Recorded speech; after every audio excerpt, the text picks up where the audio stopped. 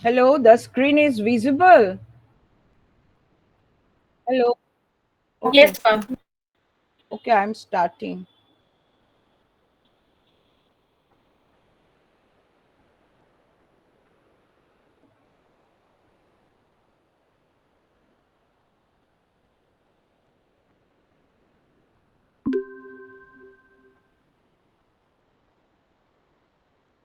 Now, in our last class, we have studied why there is an error in while we are going to transmit information from the sender side to the receiving end side.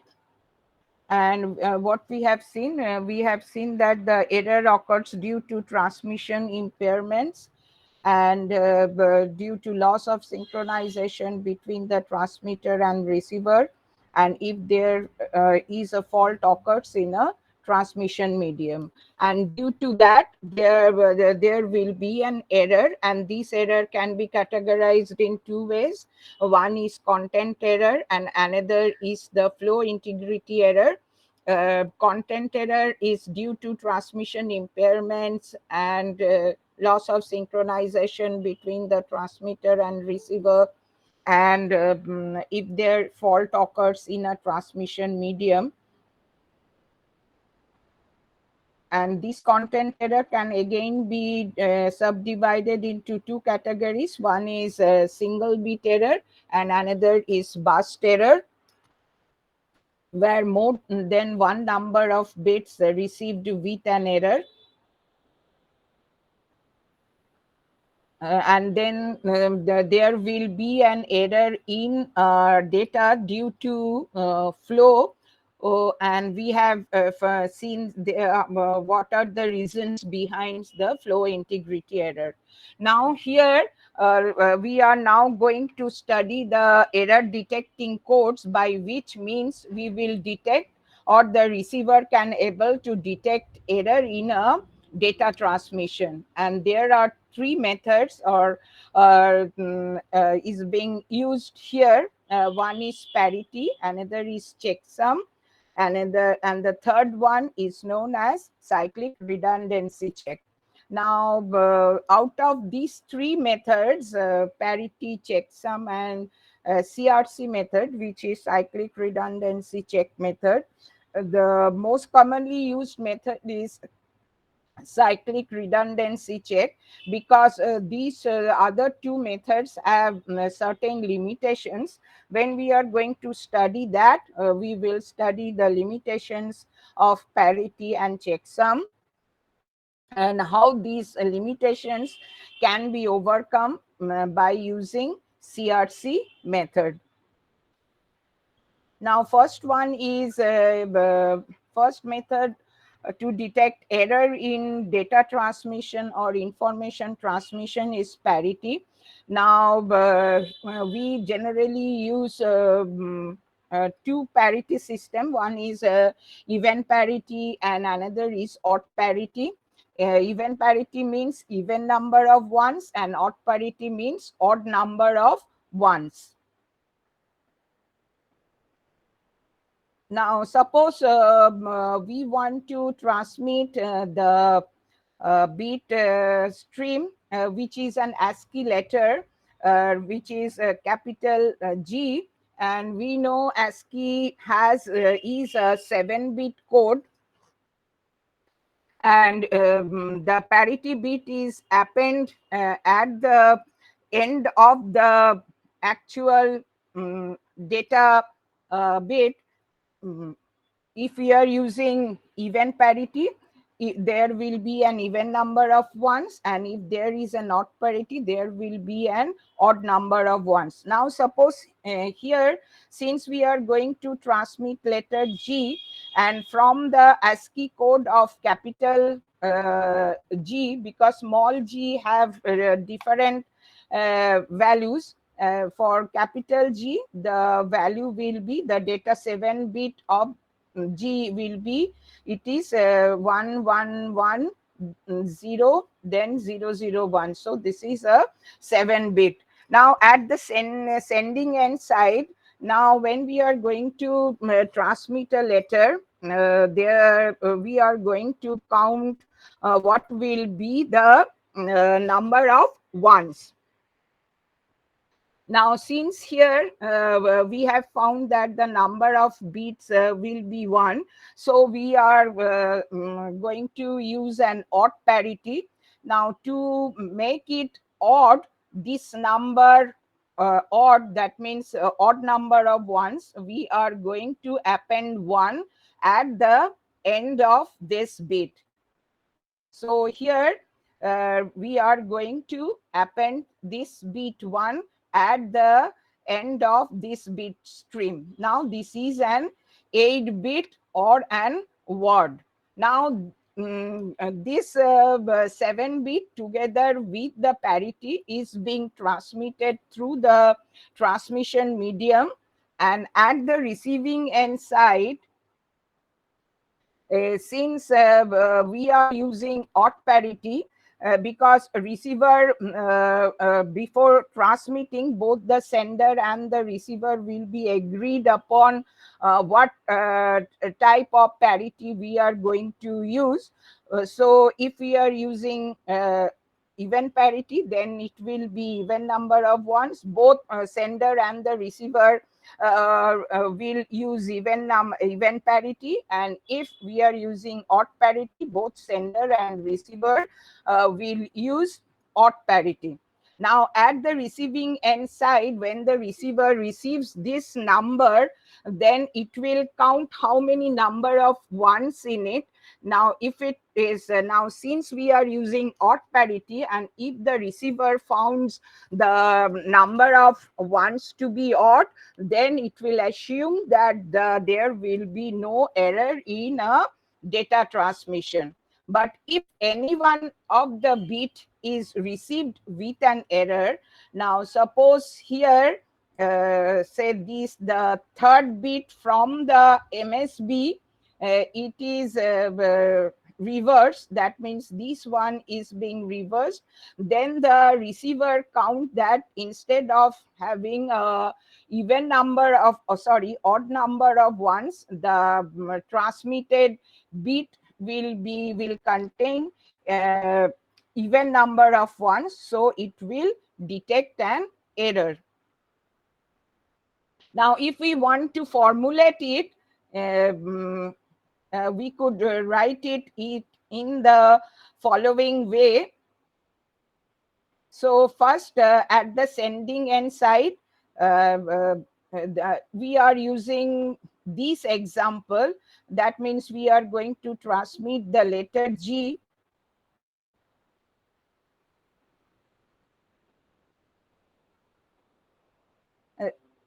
Letter G. At the sender side, the total number of ones in the data unit is counted first. Total number of ones in the data unit for this example, what we have 4 number of ones is equals to 4. Now odd parity is used, and the total number of ones is odd. So the parity bit equals to 1 is added to the data unit to make total number of ones odd. Then the code word will be 11100011. So this will be the code word, word or a 8-bit, because a word is composed of an 8-bit. Now then, so this will be the original data, which is 1110001, 1110001. So, and we are going to add this parity bit, and this is the transmitted data unit. At the receiver side, at the receiving end, the code word and total number of ones in the code word is again counted by the receiver, and consider the receiver receives the correct code word, then it will count that the number of parity will be odd, because it is 1 2 3 4 5. So the receiver assumes that no error occurred in a data during transmission. And this is the actual flow chart, how we will, how the sender and receiver are will send, how the sender will send an information, and from the information received by the receiver, how it will find out that there is an error in a data transmission or not. Now from here, what is the limitations of this parity bit? Now see here, since the transmitted bit is this, and if the one bit is received with an error, what I have shown here, say this third bit from the MSB, because this is LSB and this is MSB, and this bit is reversed, that means receiver will get 0 instead of 1. So the receiver will found that there will be an even number of ones, and so there will be an error. Now if instead of a single bit error, if it there is another bit received with an error, suppose that the fourth bit from the MSB is inverted, so what will be the received bit by the receiver? It will be 11010011. So when the receiver counts the parity, it will found that it is odd. That means number of ones will be odd. So the receiver assumes that there will be no error in a data transmission, though there will be an error in a data transmission. So one of the limitations of the parity, that it will detect odd number of errors and it cannot able to detect even number of errors in a data transmission, because here single bit error occurs. That means this one, when converted into a 0, then it is an even parity, and we are using odd parity as an error detection code. So since the number of ones will be even, so the error will be detected by the receiver. But if there will be another error, that means 2 bits received with an error, that means this 0 is converted into 1 or inverted by 1, then it will be again even parity. Sorry, it will be again odd parity. So the limitations of the parity will be, it will detect only a odd number of errors, which is 1, 3, or 5. And if the number of error is even, parity cannot detect the error. And parity can detect single bit errors, and it also detects burst error if the number of bits in error is odd. So is it clear how the parity could be used as an error detection code in data transmission? Okay, then we move on to checksum. Checksum is another method. Now, due to these limitations, we are now not going to use this method to detect an error in data transmission. Now we move on to, there is another method which is a checksum. Now here what we are going to do, first before transmission of data, the sender and the receiver will be agreed upon the checksum bit.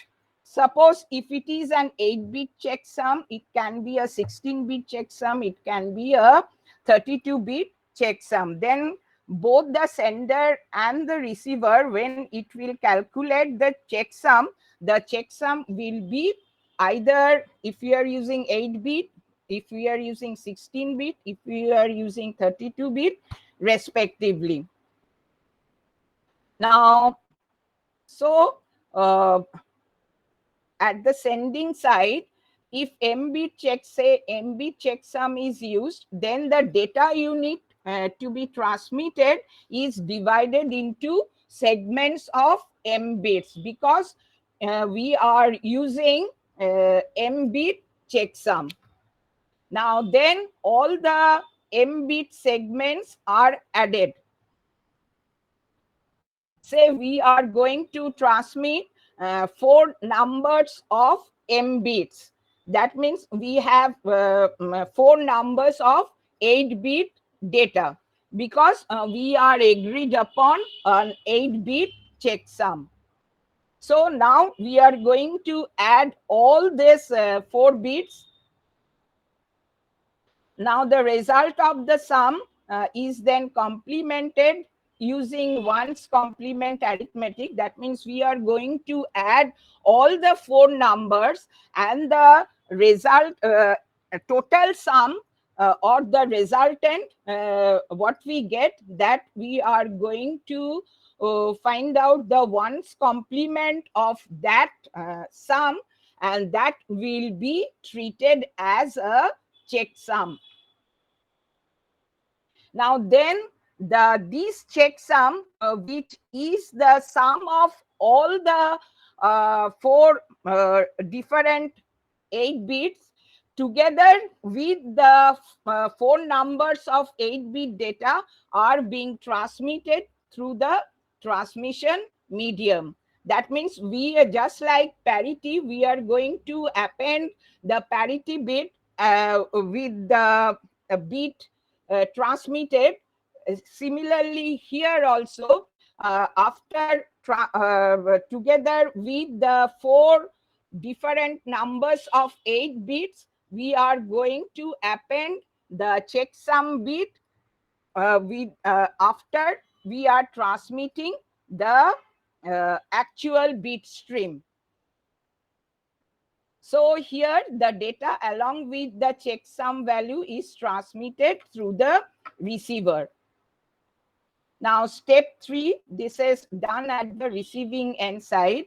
Now here also M-bit checksum is being used, and then we are all the data received by the receiver, or the transmitted bits together with the checksum received by the receiver, are going to add. Now the resultant sum, when we are going to the resultant sum will be a checksum value, and then we make a complement of this checksum value, and if it is found to be 0, then there will be no error in data transmission. Now it will be clear to you if we consider an example. Now, as a result of this, the 2 results can, due to transmission, and when the receiver receives the bits, and it will again calculate the checksum, and then it will complement the checksum, and if the complemented checksum is 0, then there will be no error in data transmission. And but if there is an error, the checksum will not be 0. So 2 cases might happen. One, the result will be 0. If the results will 0, then receiver assumes that there is no error occurred during the transmission of data, and receiver accepts the data. And the second case, the result is not 0, then receiver will discard the data and ask for a retransmission of the data from the sender. So here we are using checksum. Suppose the sender wants to send 4 frames, each of 8 bits, where these are the 4 8 bits data, 4 numbers of 8-bit data, because this data contains 8 bit. Now at the sending end side, we are going to add these 4 numbers. Now when we are going to add, so here is an example.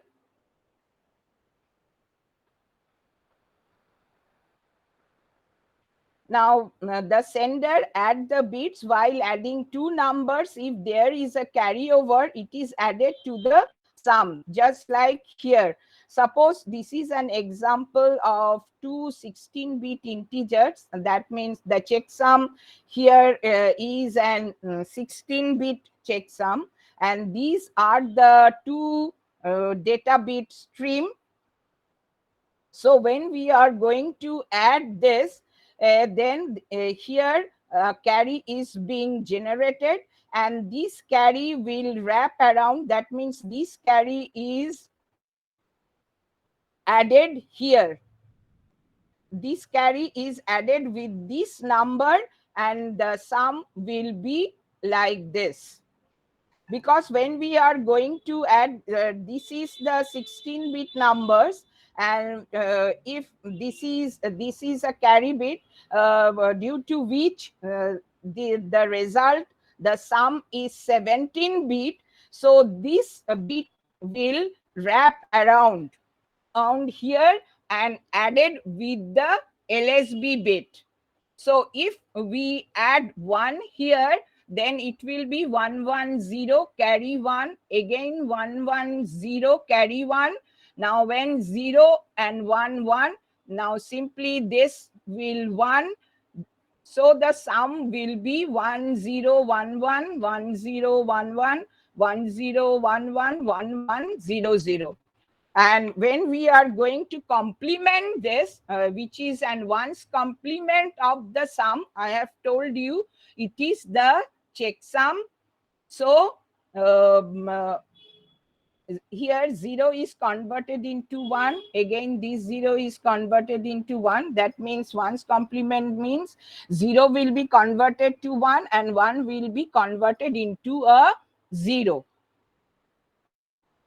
So in us, then we are going to, through the transmission medium, we are going to send the data plus checksum. That means checksum will be append at the last transmitted together with the last number of bits.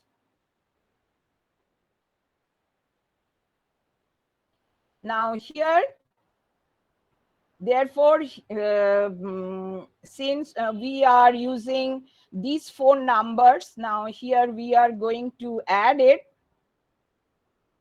And this here, this one is the carry bit. This bit is added with the LSB. Then this is the third number, and again it will generate a carry. And this carry is added with the LSB bit.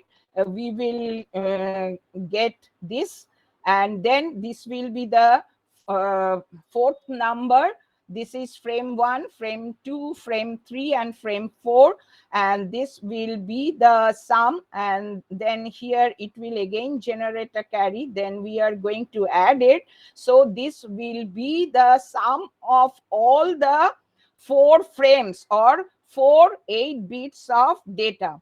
Then we are going to complement this sum, which is a checksum. Now when we are going to transmit the data bits, this is the first number, this is second, third, fourth, and after this we are going to add this checksum, which is this. Now this then sent to the receiver, and since the receiver knows that we are using 8-bit checksum, so it will add all the 4 frames together with the checksum. So this checksum is also being added here. Now the sum will be all ones, and when we are going to find out the complement of this sum at the receiving end side, and if the complement of the sum will be all zeros, then the receiver will accept the frame, otherwise it will discard the frame. Clear? Hello? Yes, ma'am. Now, what is the limitations of this method? Can you able to tell me?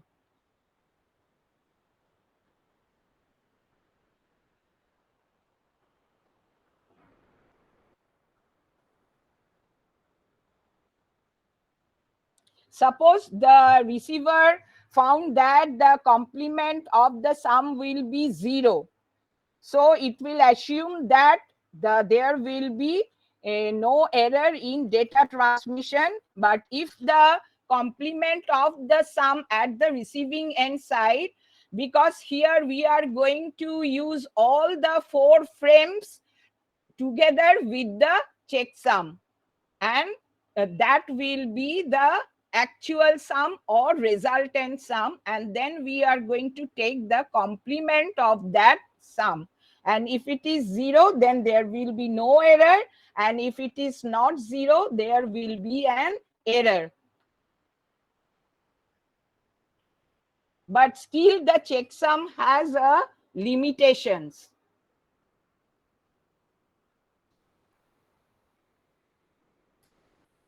Now can you able to tell me what is that limitation?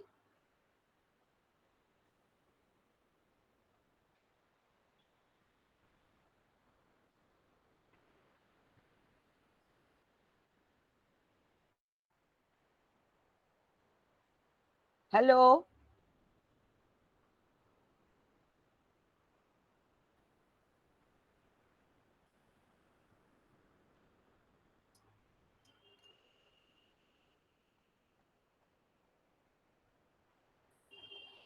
Hello?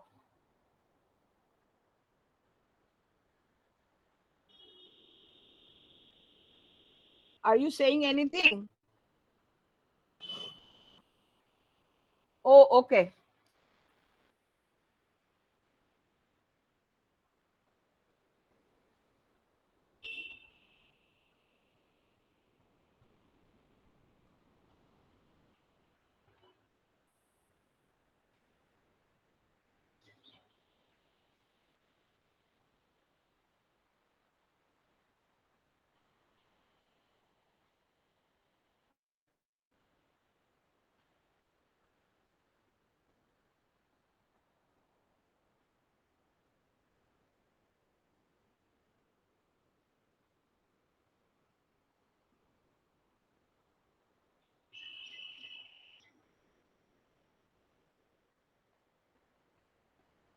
Okay, let me tell you now, if there is a reordering of the byte stream, that means here what we have taken, this will be frame 1, this will be frame 2, this number will be frame 3, and this number will be frame 4.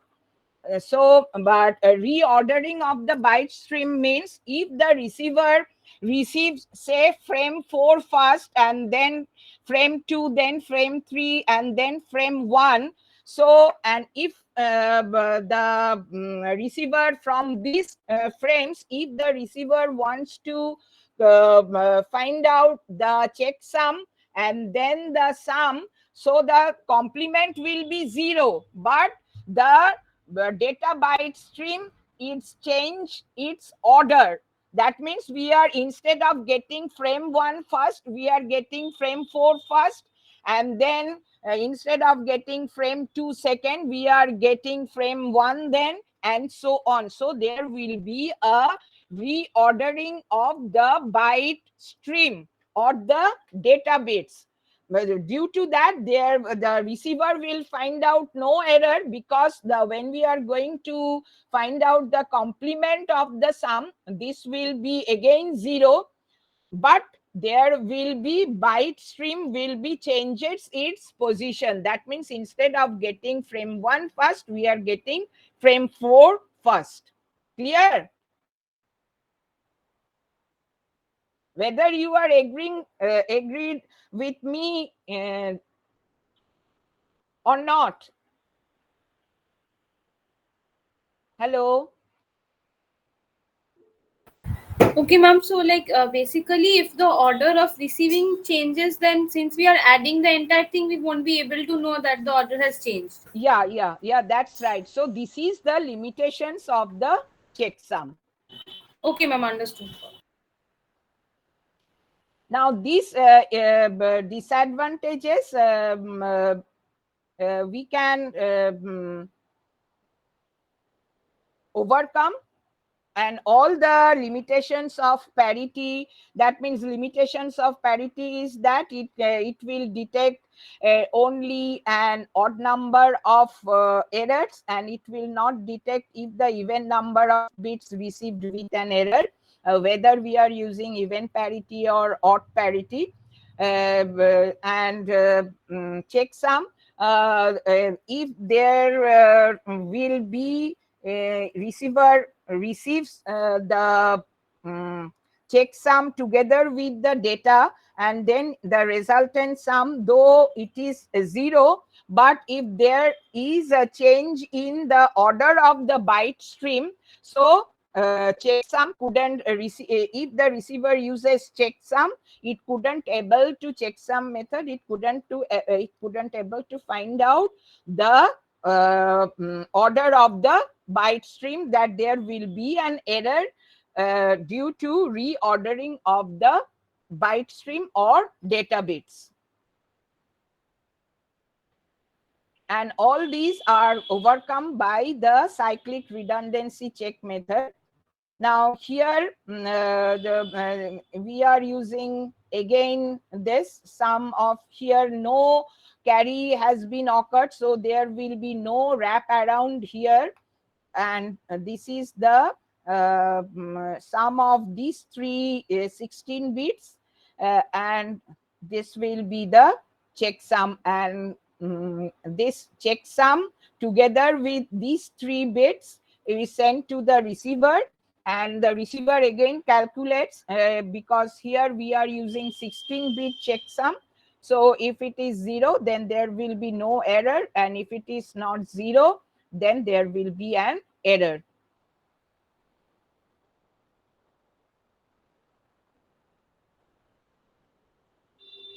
Now, cyclic redundancy check can detect errors on large chunks of data. It is based on binary division, has low overhead, more robust than parity bit, and is it uses a coded polynomial. So here the example of the coded polynomial is x squared plus 1, and so the order of the polynomial will be 2. Now if the polynomial code is x squared plus 1, then what will be the total number of bits the coded polynomial is used?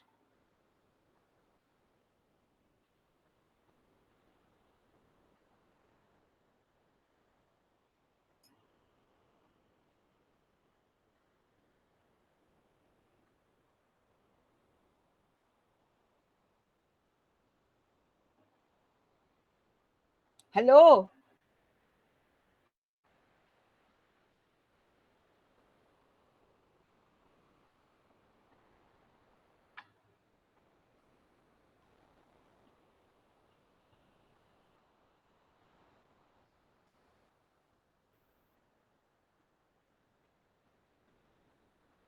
How many number of bits in this coded polynomial, which is x squared plus 1?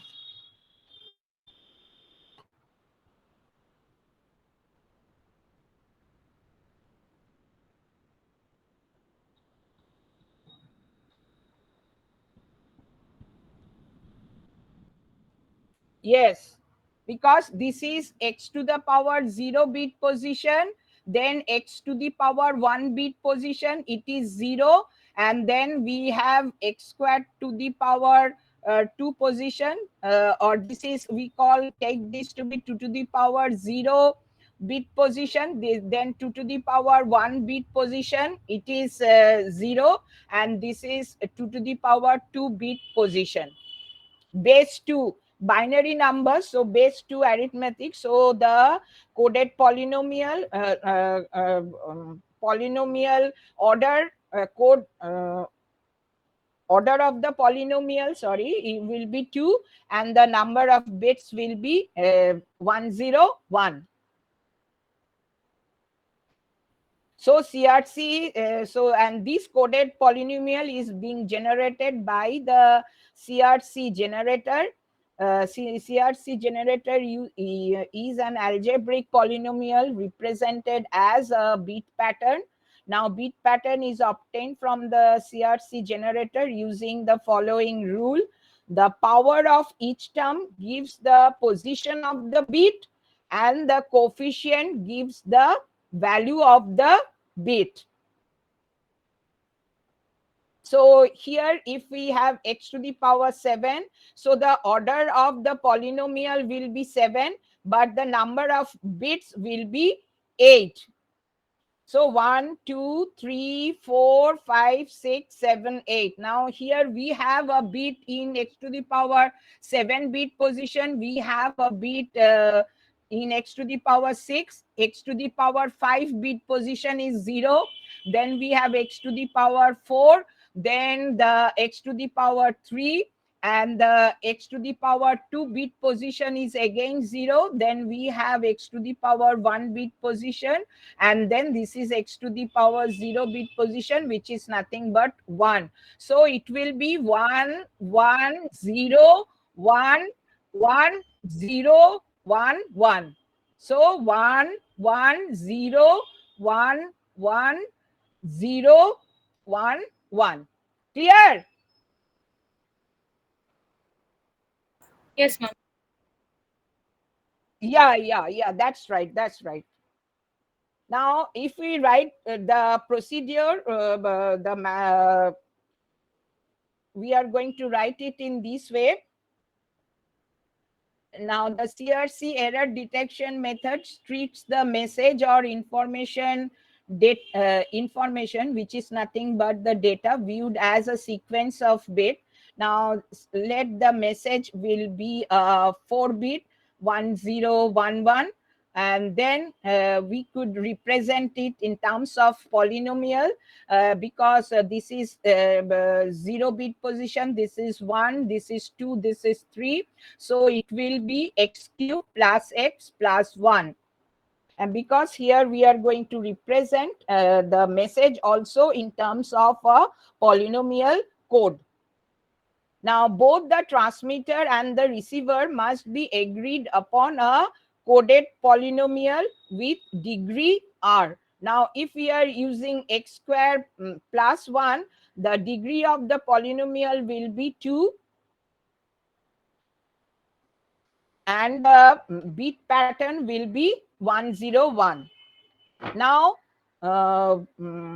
we are going to append R0 bit into the message such that the message will be 00, because since here in CRC method, what we are going to found later on, what will be these 2 bit position, because here we are going to use degree of polynomial, or order of the polynomial will be 2. So we are going to append 2 zeros with the actual message, and then we do a binary division, divide mx by px, the quotient is discarded, and we will get the remainder, and that remainder will be the CRC cyclic redundancy check bit, or we will call it to be a frame check sequence.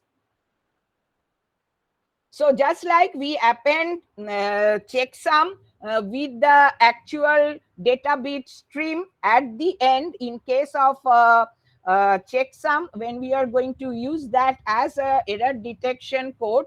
Now here also we are going to append CRC, uh, cyclic redundancy check bit, what we are getting after dividing mx by px. uh, then, and we call that to be a remainder or a CRC bit or a frame check sequence bit with the actual bit stream at the end. And then the bit stream is being transmitted and we call it to be a TX. At the receiving end side, when the TX is being received, we are going to again divide TX by PX, and if the remainder is 0, then there will be no error, and if the remainder is not 0, then there will be an error in the transmitted bit. Now, so at the sender side, a string of n zeros is appended to the data unit to be transmitted. Here n is 1 less than the number of bits in the CRC generator. Binary division is performed of the resultant string with the CRC generator, and after division the remainder so obtained is called CRC or frame check sequence bit. And it may be noted that CRC also consists of n bits. So given message, so this is the message which contains 6 bits, and we are using CRC polynomial is this, and it is order, it has an order 3. So we are going to append 3 0 bits. Are you saying anything?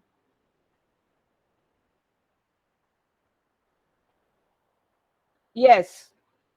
Always we are going to append bits which is the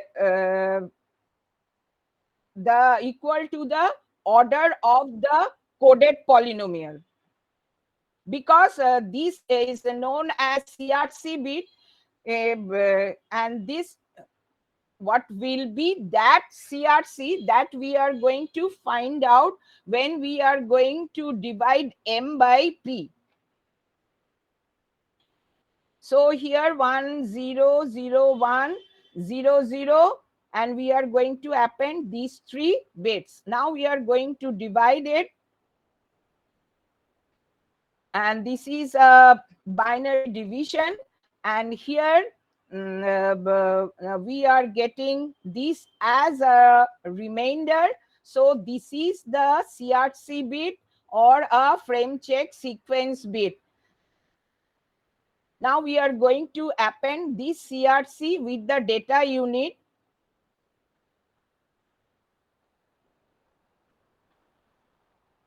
So the CRC is obtained after binary division. The string of n zeros appended to the data unit earlier is replaced by the CRC remainder. Now the newly formed code word, which is original data plus CRC, original data will be 100100, and now instead in this 3-bit position which we have taken as previously, before finding out the CRC, we have taken these 2 be 3 zeros because our order of the polynomial is 3. So now we are getting what will be the actual CRC bit, and we are going to append that CRC bit, and then this is transmitted through the receiver. And the receiver side, the transmitted code word is received. The receiver already knows what order of the coded polynomial we are using. So the received code word is divided with the same CRC generator. On division, the remainder so obtained is checked, and here, since no bit is received with an error, so the remainder will be 000. Here again, two cases might happen. This is case 01, remainder is 0, then the receiver assumes that no error occurred in the data during transmission. Receiver accepts the data, and if the remainder is not equals to 0, the receiver assumes the some error occurred in a data during transmission, and a receiver rejects the data and asks the sender for retransmission of the data again. So this is how the receiver detects the error, and when it detects the error, it will ask for retransmission, which is error correction. And this is another example. So is it clear to you, the CRC method? This is another example here. Now the generally the CRC what we are using in computer networking as an error detection code is CRC16. Now this CRC16 polynomial is this. So the data will be this one, and CRC32, then the data will be this.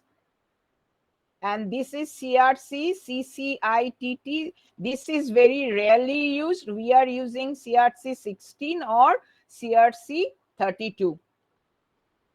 Now for an error connection, error correction, the transmitter sends the data.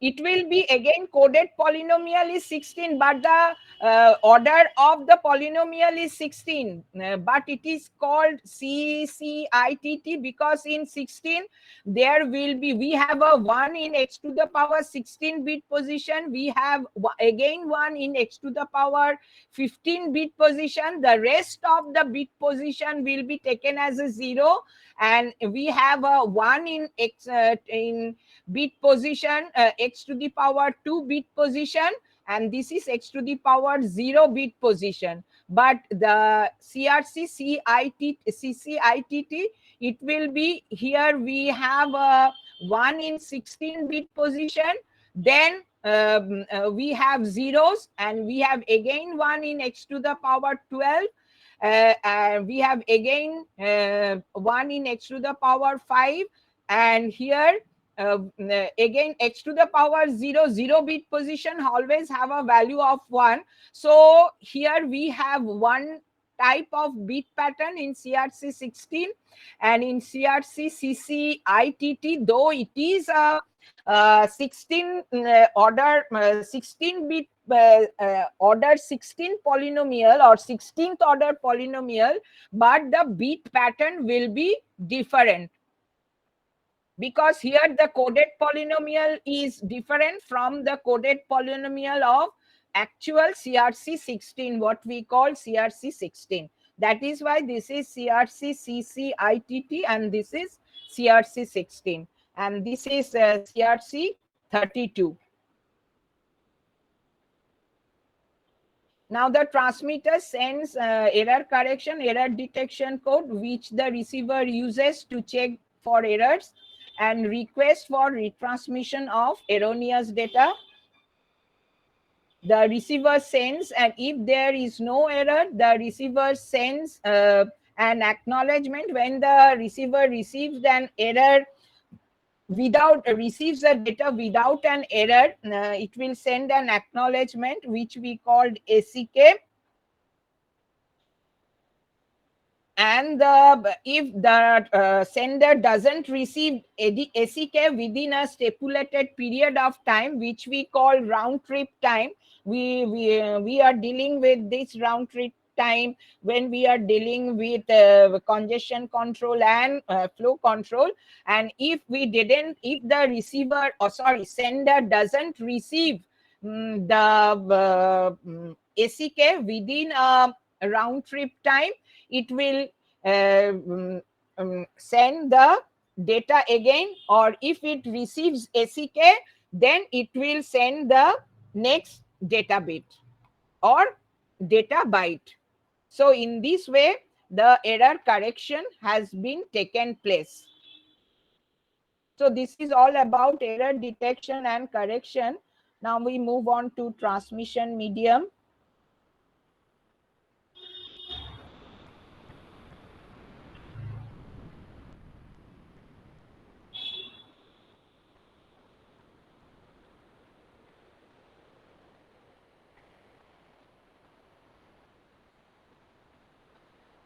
So the transmission medium is the medium through which we are going to, or it is an actual physical path between the transmitter and receiver.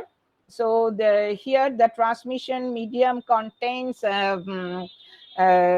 electrical voltage signal pulse. Now the physical layer of both sender and receiver, it will contains the information as a number in terms of bits, which is composed of either 1 or 0, but we couldn't able to send 1 and 0, physically 1 and physical 0 through the transmission medium unless and until we convert this in terms of a voltage signal. Then we, so here it will looks like a voltage signal, and then it will pass through the transmission medium, and when it comes to the receiving end side, from this voltage signal the physical layer will understood or will find out how many ones or zeros it has from this voltage signal. So this is the, and this transmission, now why transmission medium is important, because the transmission, yeah, tell me.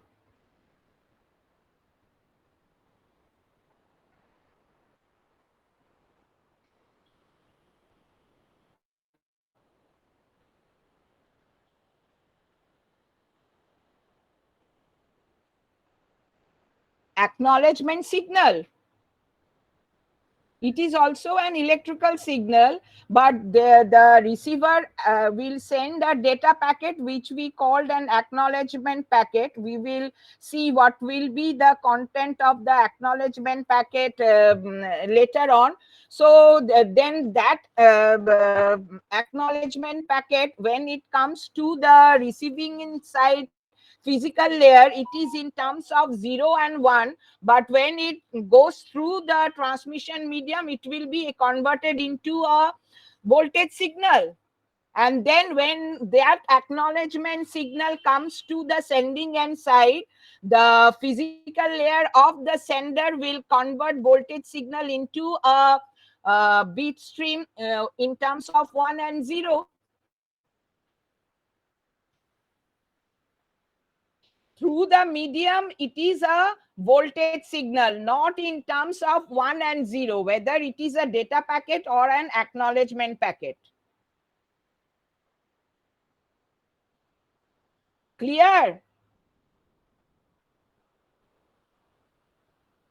Now, why the transmission medium is important? Because it determines network cost. Because if we consider the guided transmission medium, say in guided transmission medium, we have are of three types. One is twisted pair, another is coaxial cable, and another is optical fiber.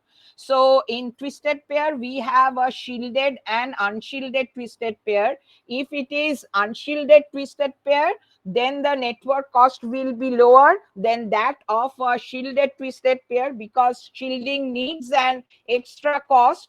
Similarly for coaxial cable, because it will also provides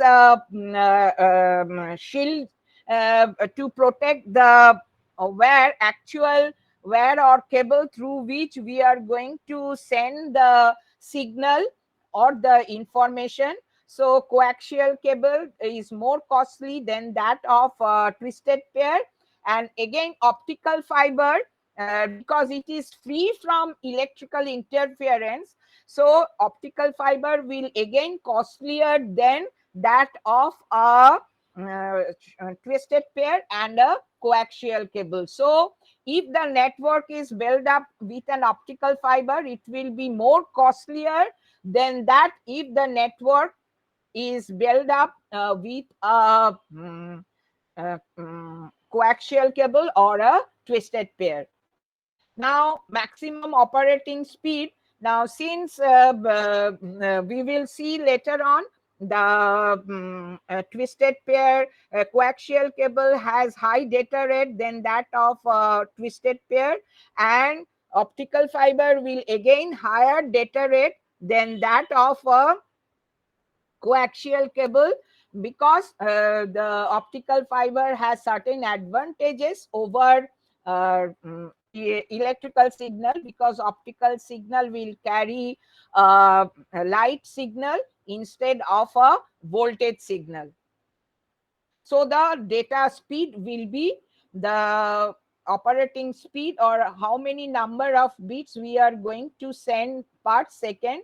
So that determines the speed of the network. So it depends upon again the transmission medium and error rates. In optical fiber, error will be less than that of twisted pair and coaxial cable. So these are the main three things when what we are going to taken care of while choosing the transmission medium. Now the network media, it should be durable, reliable, inexpensive, immune to noise, and it is easy to install, maintain, and reconfigure. That means if there is a fault in a transmission medium, if we could repair it as soon as possible, then the reconfigure of the medium will be easier. So these are the mm, things that also be taken care of while we are choosing transmission medium or network medium. Now the transmission medium, it is again of two types, guided and unguided, which we call wired or wireless. Now here we are using twisted pair, coaxial cable, optical fiber, and here this is radio wave, microwave, and infrared.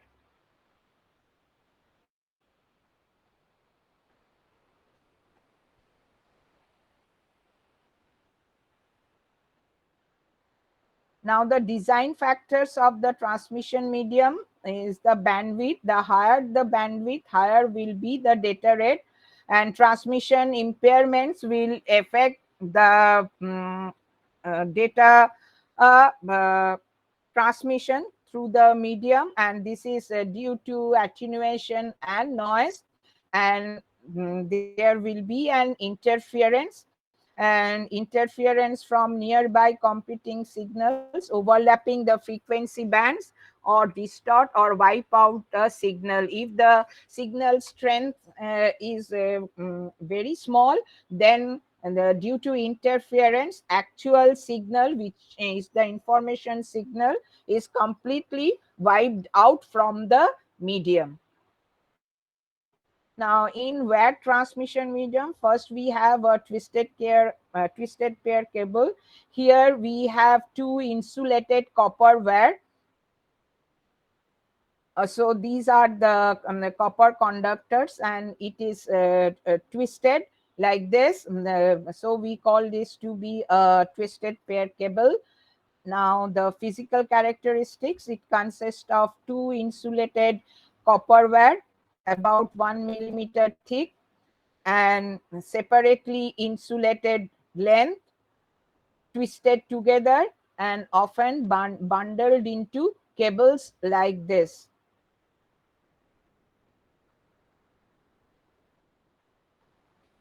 Here.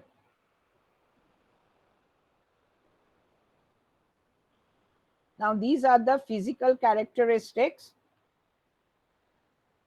Now the transmission characteristics here, the data rates can be obtained in a twisted pair cable will be from 10 Mbps to 100 Mbps, and we are using repeater used for every 5 to 6 kilometer and used for both transmitting analog and digital signals. Now the repeater and amplifier, I have told you the difference between repeater and amplifier. Now, while passing through the transmission medium, we have seen the signal is impaired, and this impairment due to noise and attenuation. So, if we want to amplify the signal, if it is very low or in strength, by using amplifier, then amplifier not only amplifies the signal, it will amplify the noise also. So but if we are using a repeater, it will remove the noise, it will as well as it will amplify the signal and reshape the signal by suppressing the noise. So we can say amplifier is a part of a repeater. So see, this is the function of an amplifier. As amplified, the noise is also amplified. So here, due to noise and impairments, original signal will be this. And when we are going to amplify, it will amplify the noise signals or also. But if we are using repeater, then it will remove this and we have a actual signal. So and also it will reshape the signal if the signal is like this due to impairments. The if we have a repeater over here, then we will get this will be the regenerated signal. That is why we call it to be a repeater or regenerator. That means regeneration of the original signal.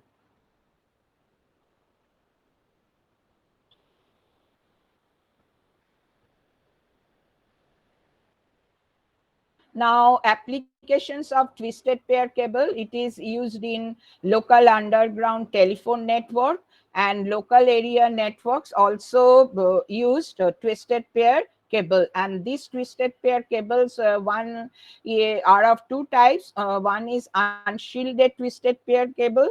Now, since the if it not uses shielding, it will subject to external interference, and if it is shielded, then the external interference will be reduced due to shielding. And there are, and this we call unshielded twisted pair, we call it to be UTP.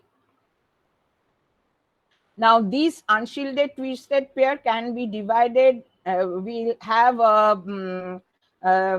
different variations. One is category 3 UTP. Here, there will be per inch. We have a 3 twist, so we call it Cat 3 UTP. If it has 4 twists, then we call it Cat 4 UTP, and so on. If it is have 5 twists, if it is then it is Cat 5 UTP. If it is 6 twists, then we have called it Cat 6 UTP. And if it has 7 twists, we call it to be a Cat 7 UTP. And as the number of tweets is increasing, so the data rates from here, we have seen that data rates also increasing. It is used for 16 megahertz bandwidth, and data rate will be 10 Mbps over range of 100 meters. And if it is a Cat 4, then it will be bandwidth will be 20 megahertz, and the data rate is more than that of Cat 3, which is 16 Mbps.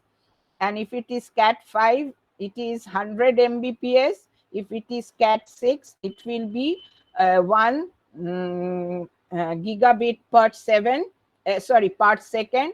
So here, as the bandwidth increases, the data rate also increases. So this is a Cat 3 UTP and this is Cat 5 UTP.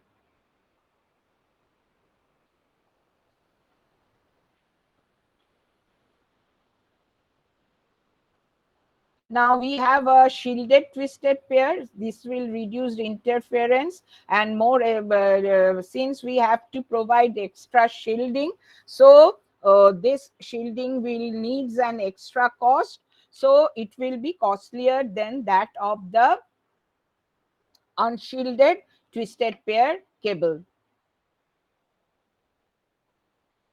So this is a twisted pair. This is a shield. Now this, but if we compare it with respect to coaxial cable and optical fiber, it is less expensive, relatively easier to install, and it is flexible and lightweight. And limited frequency spectrum, limited data rate, short distance required between repeaters, and high error rate. Because if we are using coaxial cable and optical fiber, the repeater spacing will be we need a large distance between two repeaters, and if the number of repeaters is less, then the cost of transmission will decrease. So let's before that, now why twisted pair? Now if instead of twisting the cable, if we are using straight conductors, so one is incoming signal and that signal is returned, say here it is a straight conductor, and this is the external electromagnetic field, or what the external due to external interference. So this will be the noise current. Now if instead of being a straight wire, if we are going to use twist, if we twist this two wires, then what we have seen from here, that in this portion which is the, say this is the incoming conductor, here the current will go flow like this, but during this portion the current will be like this. So if the current is reversed, the direction of the field will also reverse, and this will cancels each other. So so error due to external magnetic field will we can eliminate that with the help of twisted wire, rather than if we are using straight wire. Clear? Hello? So Yes, ma'am. more the number of twists, more will be the we cancel the external interference. So we have seen, as we increase the number of twists, the data rate is increased and also bandwidth. Clear? Yes, ma'am. Okay, we will end up here today. So now, from now, I'm going to take your class on Tuesday from 12 noon, and Thursday from 2:30 p.m. to 3:30, and Tuesday 12 noon to 1 p.m. Okay. Okay, ma'am. Okay. Thank you very much for listening. Thank you, ma'am. Okay.